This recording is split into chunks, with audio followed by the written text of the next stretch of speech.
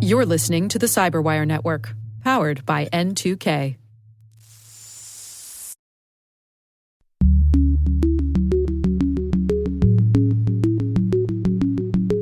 And so what you have is you have compliance and security regulations happening within the industry coming from one end, and then you have regulation coming from the government from the other end. And so you find folks in a bit of a scramble to solve for not just payments information, but also for privacy regulations.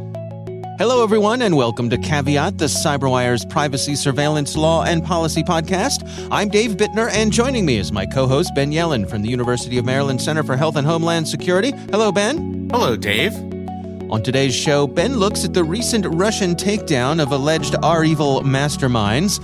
I look at warrantless requests for WhatsApp metadata. And later in the show, my conversation with Rustin Miles from Bluefin. We're discussing compliance regulation as it relates to the payment security space. While this show covers legal topics and Ben is a lawyer, the views expressed do not constitute legal advice. For official legal advice on any of the topics we cover, please contact your attorney.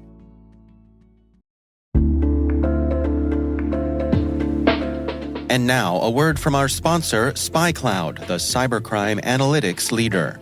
SpyCloud disrupts cybercrime by telling you what criminals know about your business and your customers, so you can take action to prevent ransomware, session hijacking, account takeover, and online fraud.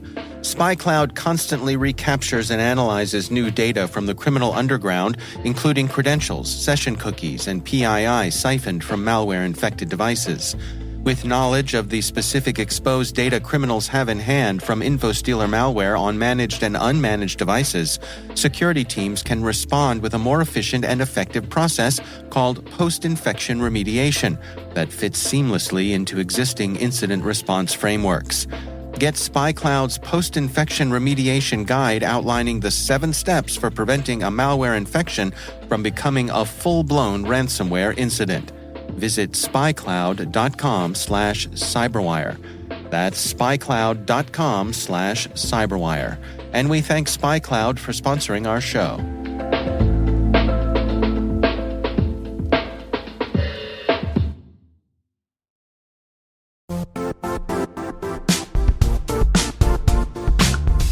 Now, a word from our sponsor, the Johns Hopkins University Information Security Institute, currently seeking qualified applicants for its innovative Master of Science in Security Informatics degree program. Study alongside world-class interdisciplinary experts and gain unparalleled educational, research, and professional experience in information security and assurance. Interested U.S. citizens should consider the National Science Foundation's CyberCore Scholarship for Service program, which covers tuition and a $6,000 annual professional development allowance, as well as providing a $37,000 additional annual stipend. Apply for the scholarship and the fall semester by March 1st. Learn more at cs.jhu.edu/MSSI.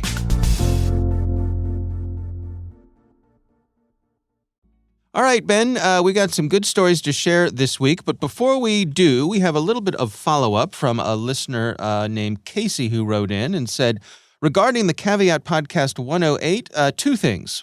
First, when considering whether to make constitutional amendments easier, we should always first consider how easy we would want it to be for our political opponents, those who see things oppositely than we do, to change the Constitution. I would agree with that, Ben. I would say we're kind of in the midst of that, we're in the heat of that right now with the filibuster debate, right? Yeah, I'm cynical enough to believe that most people don't have really firm principles when it comes to procedural things, like how easy it should be to pass a constitutional amendment or whether there should be a filibuster, that for most people it's situational. I think there are people who have spent a lot of time thinking about both of these issues, the filibuster and constitutional amendments. And in the long run, I think you can make a proper normative judgment as to whether it is too easy or too hard. I think it certainly has to be a much higher bar when we're talking about constitutional amendments than simply passing a law, because our Constitution is our sacred document. We should have to go through a bunch of hurdles in order to change it.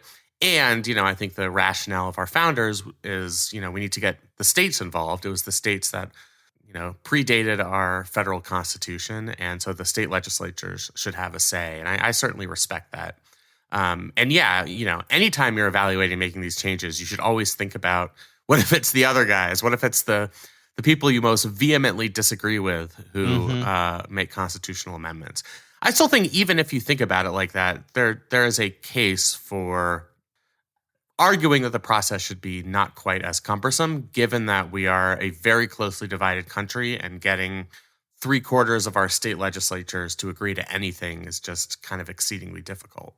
But that is the process we have. It's not going to change anytime soon. So, but I think that listeners' note of caution is well-founded. Okay. Well, Casey has another question. He says, how would Rule 407 of the Federal Rules of Evidence apply to post-cyber attack remedial efforts? Ah, yes, Rule 407. I know it well. Oh, we all know that one. Yeah. Actually, no, I don't know it well. Ben, what is it? So it is a rule in the Federal Rules of Evidence, which are publicly available, by the way, online if you're ever extremely bored and want to check those out.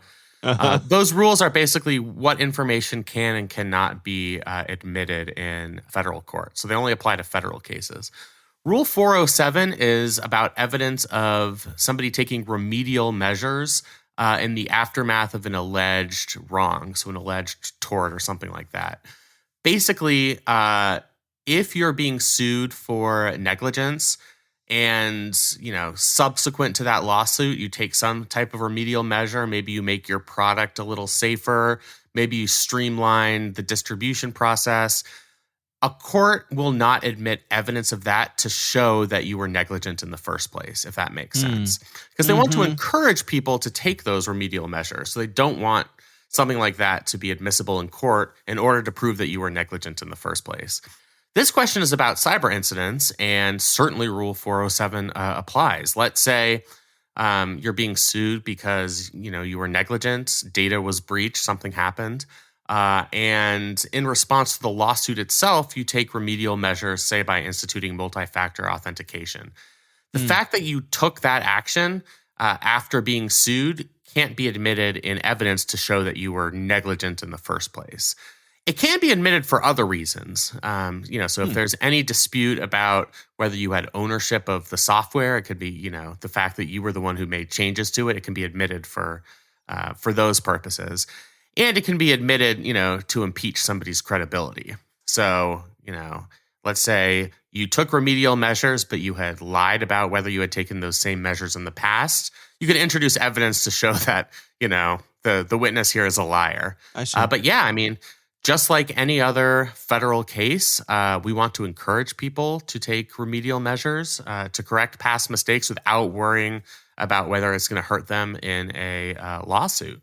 So the rule certainly applies. Most state courts follow a version of the Federal Rules of Evidence. There are some differences here and there, but it really is a template for most state cases as well.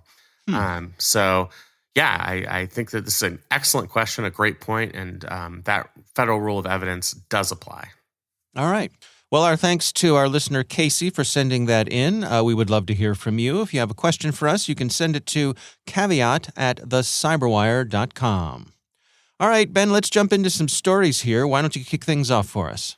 So my story comes from our friends at Motherboard by Vice, and it is entitled Russia Says It Has Arrested Members of the Notorious R-Evil ransomware gang. We talked about R-Evil last year. They were the alleged perpetrators of the Colonial Pipeline attack, or rather, they are associated with the alleged perpetrators of the Colonial Pipeline attack. That group is called Dark Side. So this is seemingly a really encouraging step. We had taken diplomatic measures over the past year as a country to try to encourage Russia to hold cyber criminals to account. And seemingly that's what they've done here. Their domestic law enforcement agency has made arrests of 14 members of this R-Evil group. Before we get, a little too rosy about what this means, there are some plausible explanations other than, Russia suddenly turned benevolent in the world of cyberspace. So, we could choose to believe that they've really decided based on, our diplomatic encouragement that they need to take ransomware attacks more seriously. And they're doing this out of the goodness of their own heart. It's, good for their international relations posture. That's possible. The more cynical explanation is they're looking to placate the West because they are currently engaged in activities, as we all know, around the Ukrainian border. And, so not only would they have incentive to show the West like we're not the lawless society that you're portraying us to be, but also, we're doing this for you now. But if we invade Ukraine or violate Ukraine's borders and you institute, some sort of sanctions or other diplomatic pressure on us, maybe we won't be so nice to you about these, cyber criminals in the future. Right. This story has a little bit of international intrigue to it. We don't know the motivations behind the Russian government's decision here. I do think, regardless of the motivations, it's good news that, the alleged perpetrators of some of these very serious attacks are being brought to justice, have been arrested. Yeah. I saw a cybersecurity ransomware expert, Alan Liska. He's from Recorded Future. He mentioned on Twitter he was sort of half jokingly wondered if this makes Russia's FSB eligible for the U.S. government's $10 million reward. The prize grant, yeah. Right, exactly.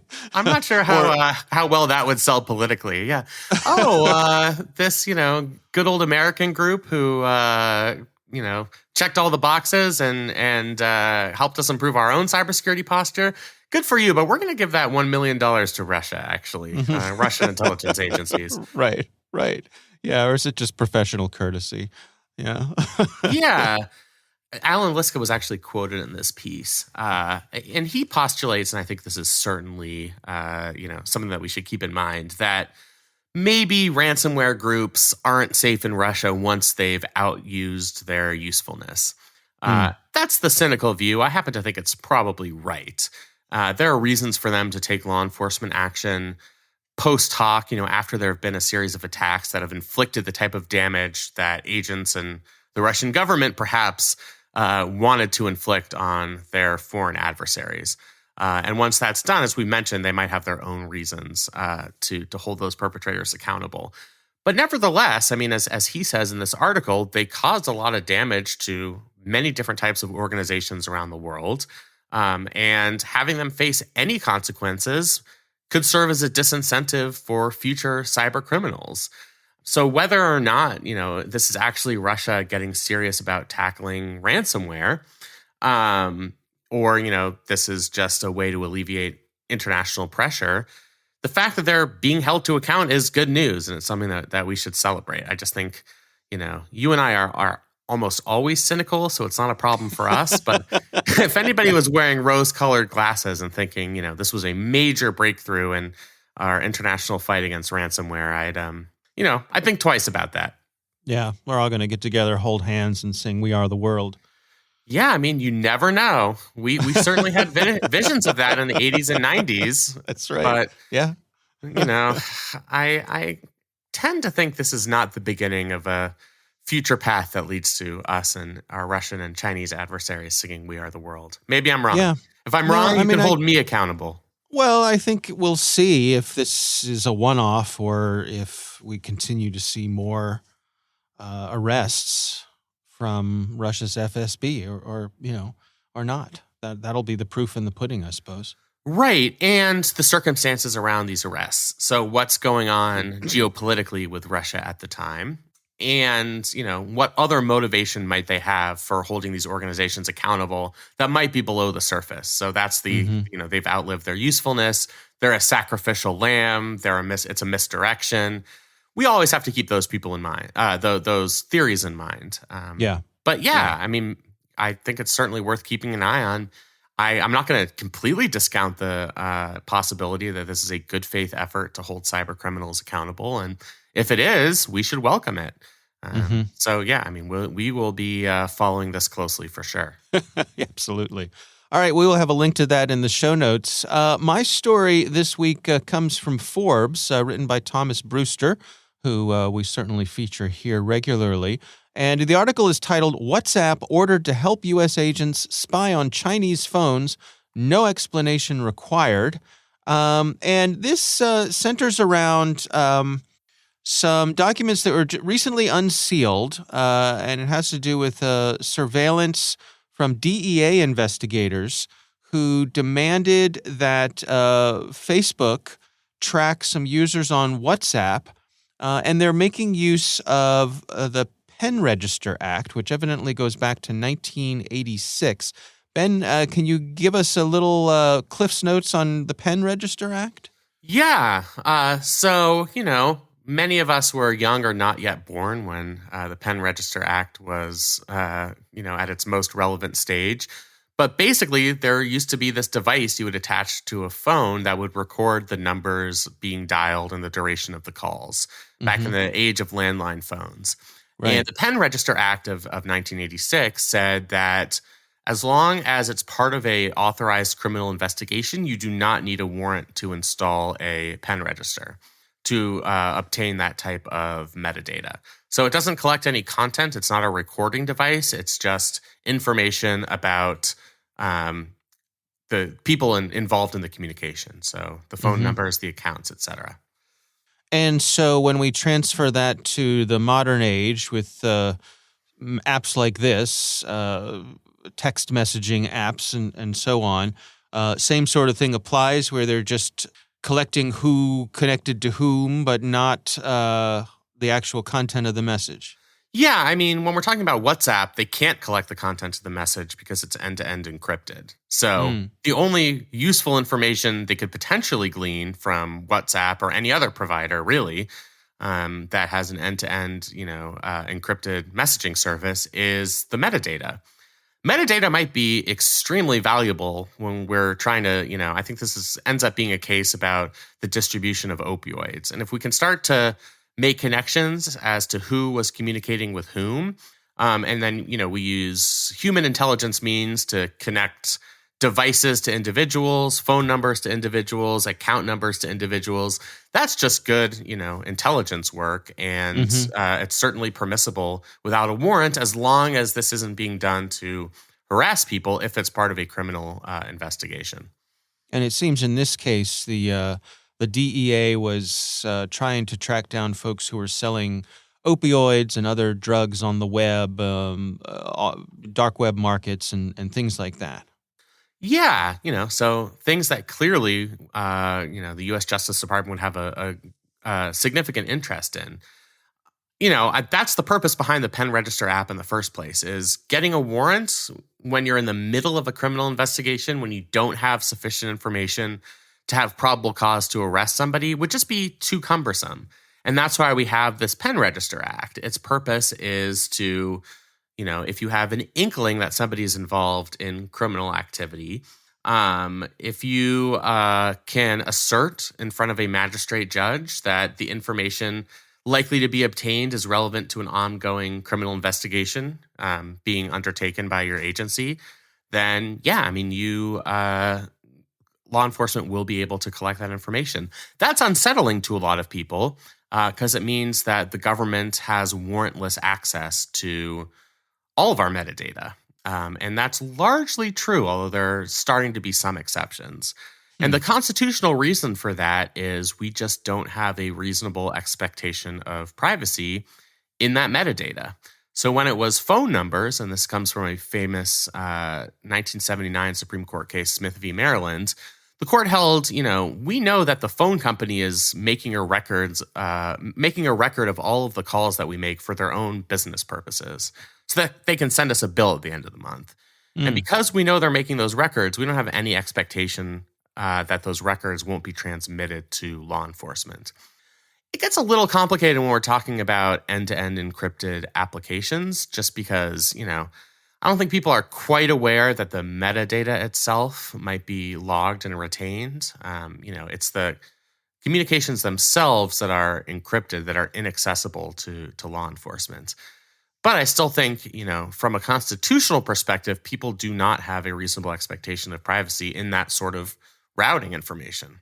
We don't have a reasonable expectation of privacy on what's on the outside of an envelope. We only have a reasonable expectation of privacy as to what's on the inside of an envelope.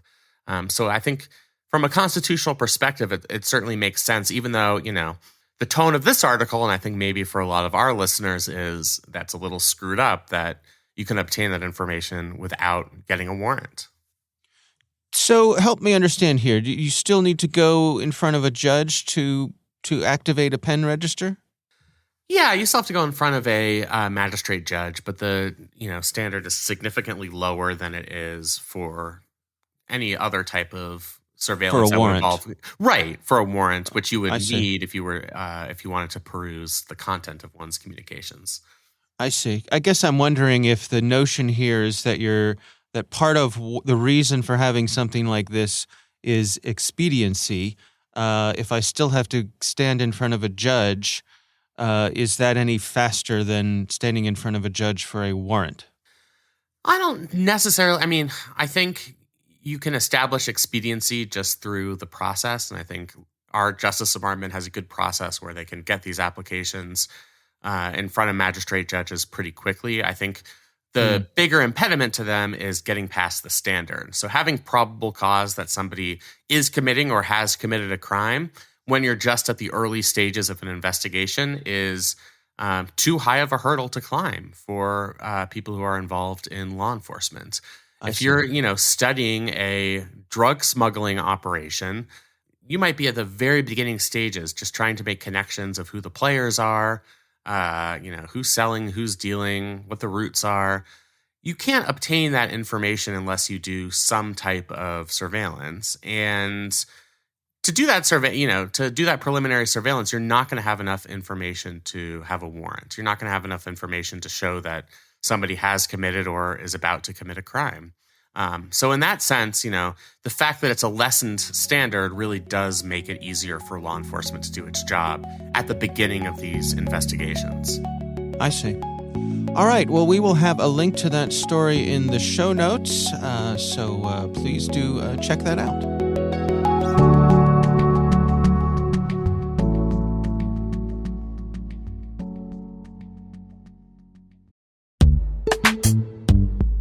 This episode is brought to you by Palo Alto Networks, the leader in cybersecurity. As AI-driven attacks increase, organizations can't afford to have network security that's stuck in the past. Discover how Palo Alto Networks can help you predict what's coming and proactively secure against it with a zero-trust, AI-powered network security platform built to secure whatever, whenever, wherever. To learn more, visit paloaltonetworks.com/network security platform.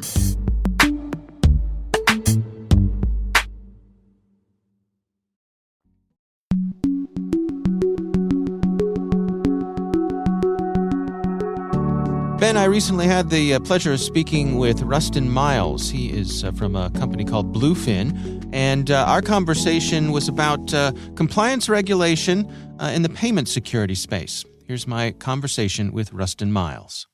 In the payments world, as you know, going back about 10 or 15 years, because the data, payment card data, is very easily monetized on the dark web by hackers, that particular industry had stood up early on to create its own self-regulation, if you will, compliance and security, namely the what came to be known eventually as the PCI Security Standards Council.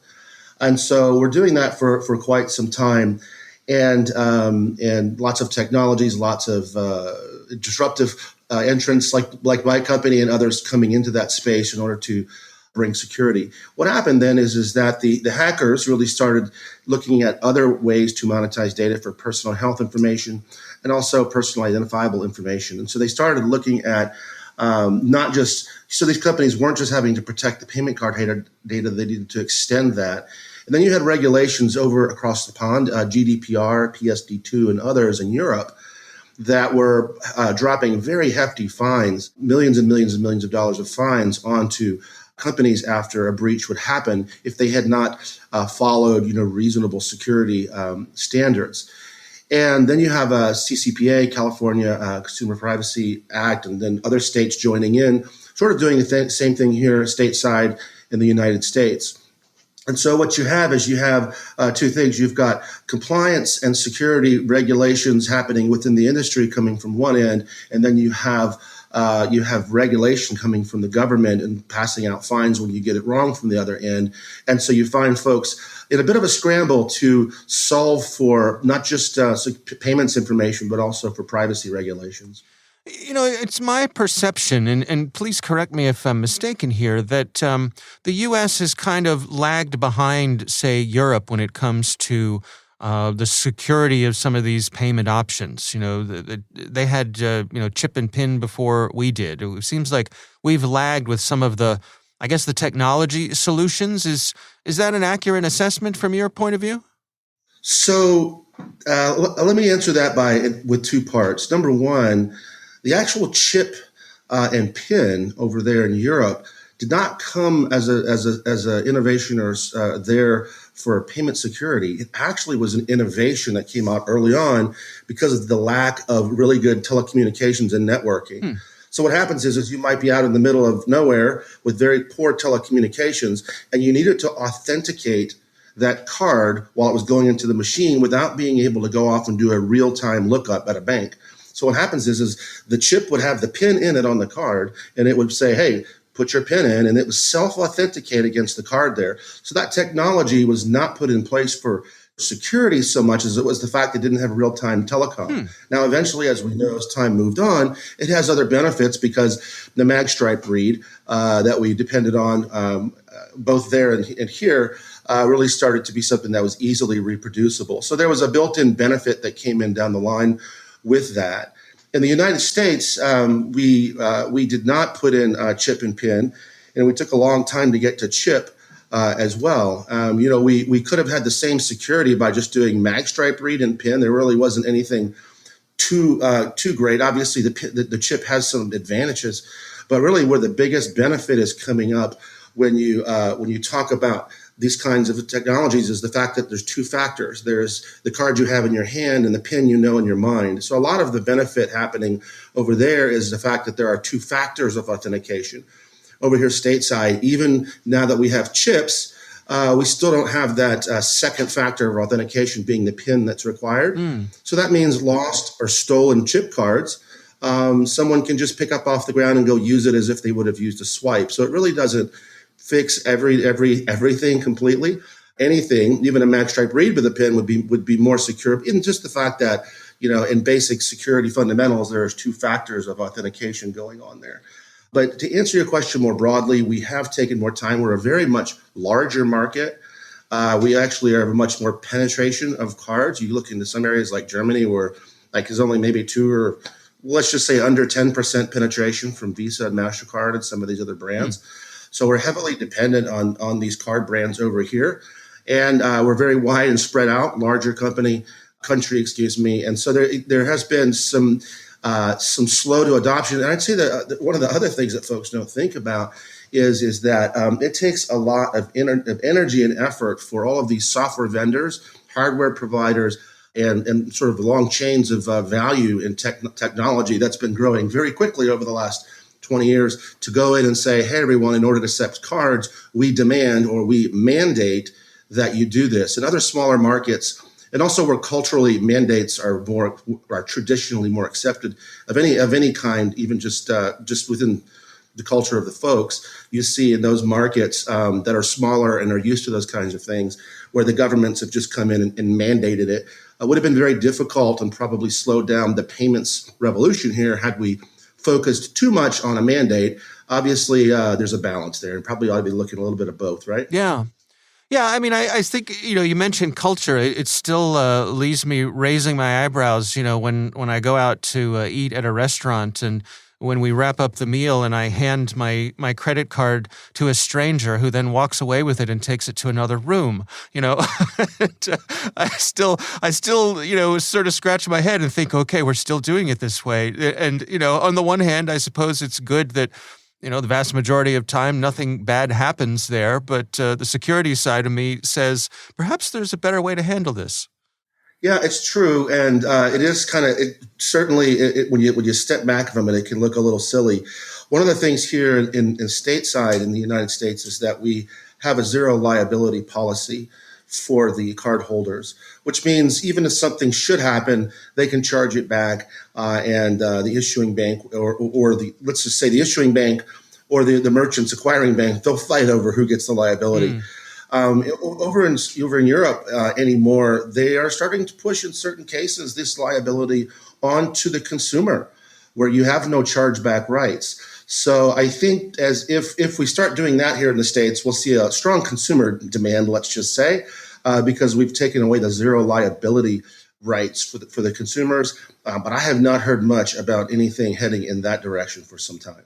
What about these next generation payment systems? I'm thinking of Apple Pay and Google Pay, and these systems that are using. I suppose is it enhanced tokenization that would be an accurate way to describe what's going on there? Where do they fit into the overall ecosystem? Yeah, great question, and it's really I think what is coming. We're going to see a lot of more and more news over the next year, even incentives coming from the card brands in order to adopt what's called issuer tokens or network tokenization. And so these wallets, the Google Pay Wallet, Android Pay Wallet, and other wallets like from the EMVCo's SCR, which we see MasterCard, Visa, and others rolling out, these do use issuer tokens. And really what's happened here is that we've seen, so my company, Bluefin, we were the first to provide point-to-point encryption, PCI validated or certified encryption, end-to-end encryption in the space. And what that really represented is a lot of merchants saying, hey, look, we don't want to be responsible for a breach. We don't want to be vulnerable or even have a compromise. Let's encrypt this stuff end to end. And so where you have a lot of enterprises doing that, and certainly it's been really great for our company, you have a lot of folks at the smaller end of the scale, these small businesses who don't have any appreciation for security, and they're not going to pay extra for encryption. Their biggest risk might be going out of business, rather than maybe having a breach, or at least as they perceive it.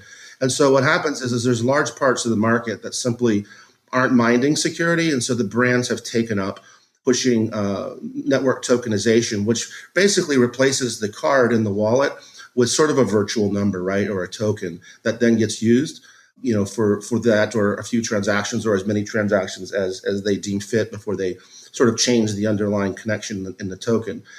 So that definitely you're going to see a lot. We're going to see incentives from the card brands, financial incentives and other in order to push that, because I think spent a lot of time over the last decade trying to push security down into the small and medium and micro merchants. And you can only get so far before someone just expects it to be secure by nature. And so they're really, this is maybe say 2.0 of what a card number should be, are these new issuer tokens. You mentioned that, PCI compliance was sort of self-imposed by the industry itself. Does that seem to be the path that we're on, that in terms of the payment industry's relationship with regulators, that there's more collaboration than an adversarial relationship? Or what do you expect to see as we go forward? So the PCI Security Standards Council, of which I'm also on the board of advisors, and as it turns out, on the board of advisors, I actually represent a group called EPSM, European Payments and Service Providers for Merchants in Europe. So strangely enough, I'm actually a big working with the board of advisors. But the point I wanted to make there is that the SSC, Security Standards Council, is a global organization spanning Europe, Asia, Latin America, Caribbean, South, that basically the entire globe. And the executive committee members of that are the card brands, Visa, MasterCard, American Express, Discover, JCB, and I think China Union Pay is involved now as well. So they are the executive members of that council. But what the idea there is to have participating organizations like Bluefin and thousands of others that are participating in the creation of those standards. But of course, the brands are involved as well, card brands, in order to help push and govern and make sure that we as an industry are representing every different industry and every different country and every different card type that participates. So I think it's been a really good model. I mean, I've been very closely involved with it. it does go towards security. And we're seeing a lot of the regulational things not focus on security, but rather focus on privacy. And there are some distinctions there. And really largely from my perspective, it means the regulations are not prescriptive, like here's how you have to do it. They say, oh, if you don't get it right, then here are the fines. So the regulations seem to be more focused on when things go bad. Here's the stick. And we see, I think, from the Security Council, hey, here are the standards, not too prescriptive, but have to be somewhat prescriptive. And here are the ways that we would recognize as state of the art, and that's constantly changing. And so they have sort of the standard. The government regulators have sort of the stick, and then you have the brands, card brands, maybe providing incentives, providing the carrots, saying, hey, by the way, if you do these things, not only will it help with privacy and security, but it's going to lower your costs, maybe the fees that you pay or the fines that you pay or different things like this. So I think right now it is working. Our challenge is to figure out how to grow this model and these technologies outside of payments. We are in healthcare. Just give you a quick example there. Well, I've been in front of, a few in my time, but it's interesting to hear, the CISO say, gosh, you guys fixed 100% of 10% of my problem.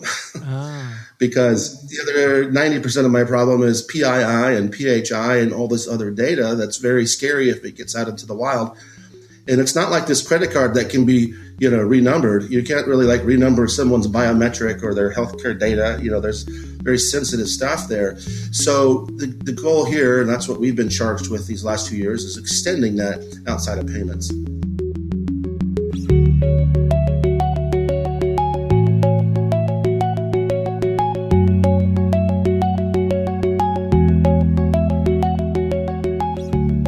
Ben, what do you think? I was kind of sad as, an American exceptionalist thinking we're the greatest country on earth that it took us a long time to catch up with our European rivals when it came to payment security. Yes. So, it's just interesting how that's happened and how it's evolved. And I think what strikes me is we're still sort of behind in making sure that these payments are secure. And that's dangerous. I mean, a lot of what happens in terms of rectifying these problems happens after there has already been a security incident, meaning somebody's already used our credit card somewhere and we can cancel that payment and work with our financial institution. But yeah, I mean, it's a little concerning that we haven't caught up with the rest of the world in terms of the most robust security measures. Yeah, absolutely. Still scratch my head that, go out to a restaurant, give a stranger your credit card, they take it to another room to process it. Our European friends seem to have this much better figured out. They bring a little portable device out to the table, and it all gets done right there. It seems to me in these days that's a much more secure way to handle it. Sure, and having two factors of authentication. So chip and PIN, great. The PIN is the chip is the fancy computer thing. The PIN is the content of your own mind. Meld those two together, it's like chocolate and peanut butter. It's a beautiful Reese's. Just having the chip is kind of just the peanut butter. You need that chocolate to make it extra secure, extra delicious.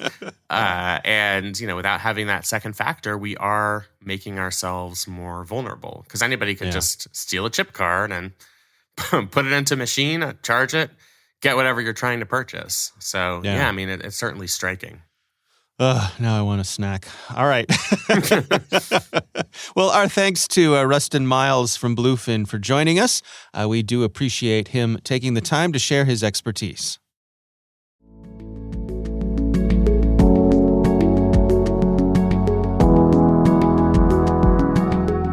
That is our show. We want to thank all of you for listening. The Caveat podcast is proudly produced in Maryland at the startup studios of Data Tribe, where they're co-building the next generation of cybersecurity teams and technologies. Our senior producer is Jennifer Iben. Our executive editor is Peter Kilpie. I'm Dave Bittner. And I'm Ben Yellen. Thanks for listening.